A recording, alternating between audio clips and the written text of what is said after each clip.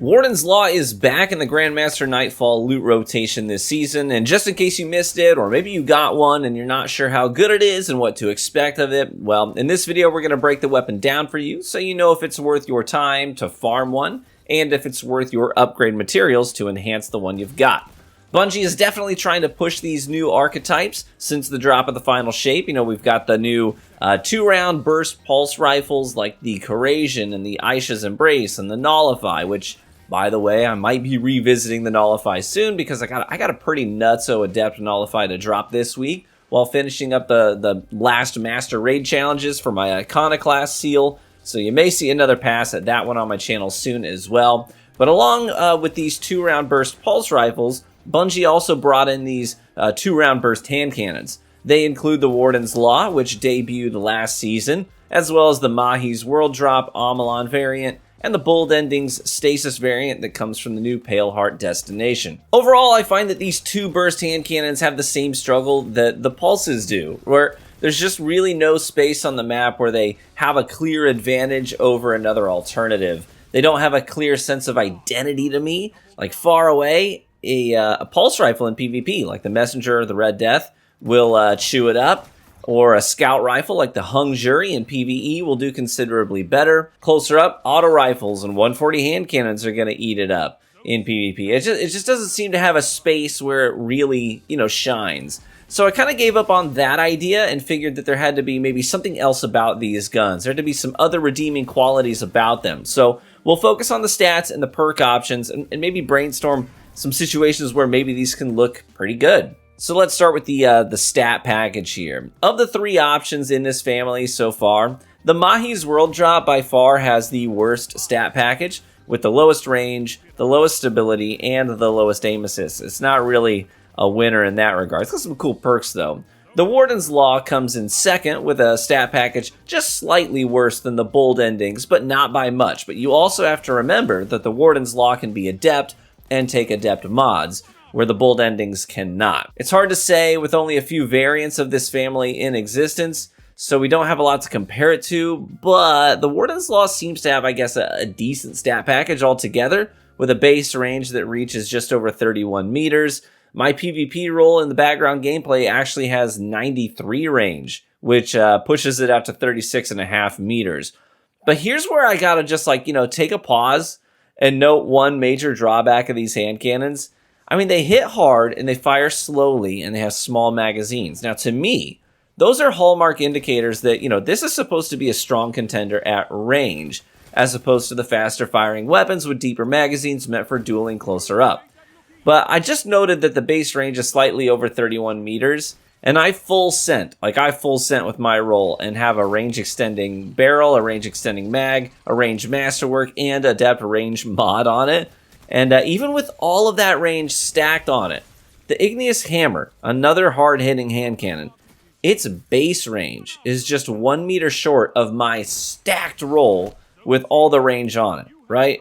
So in fact, if all you had on an Igneous Hammer, all you had for range was hammer forged rifling and nothing else that extends range, you'd be shooting people half a meter further out than a Warden's Law completely juiced with every range perk under the sun.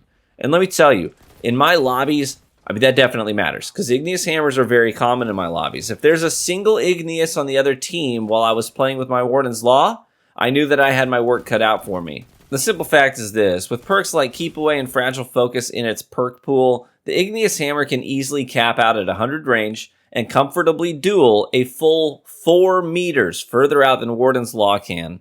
And with Warden's Law, you unfortunately have this issue where, since it's a 2-round burst, other hand cannons can peak shot much more effectively than it can, since you have to get 2 rounds off and control the recoil, while the other guy just has to get the rapid 1 shot off on you, and the aim assist does the rest for him. So to wrap up the talk about the base stats, I'm just not impressed with any of these 2-round burst hand cannons in that department when making comparisons to similar weapons outside of its family. They're not, bad by any means, but they're definitely not making a splash with their grand entrance into the sandbox. It's like me being an Indianapolis Colts fan, more or less. We're not trash. We're, most likely going to make it to the playoffs most years, but we're probably out in the first round when things get serious. That's kind of what these hand cannons are like. But this, this could be our year. We've got some good talent in the draft. We got Richardson looking pretty dynamic, but I digress. Let's talk perks. Good glory, Warden's Law has one of the most generic perk pools I've seen in recent seasons. It's not bad perks, right? It's not bad perks. It's a lot of the tried and true perks we've come to love, both in PvE and PvP. So for PvE, in the first column, there's, Demolitionist, there's 4th times the charm. In the second column for PvE, there's Frenzy and Vorpal Weapon. Honestly, for PvE, here's the one thing I think you might want a Warden's Law for. I would use it simply as a champion stunner, right? I've got my 4th times the charm and Vorpal roll, and that's really the winning combination here for PvE. And this season, we've got Overload Hand Cannon on the artifact. So here's literally all I do with it. I just equip it in my kinetic slot for stunning champs and nothing else, honestly. That's it in PvE.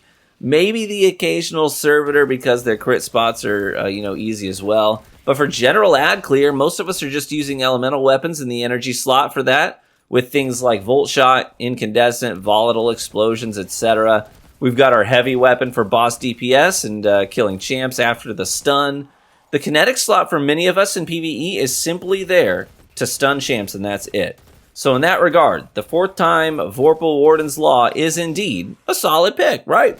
Plus, you've got the Stunning Recovery Origin trait that partially reloads your gun when you get a stun and triggers health regeneration for you as well. So it seems like that's really what it was made for specifically. That's just like one thing. For PvP, again, we've got some pretty generic bangers. The first column, there's Perpetual Motion and Moving Target.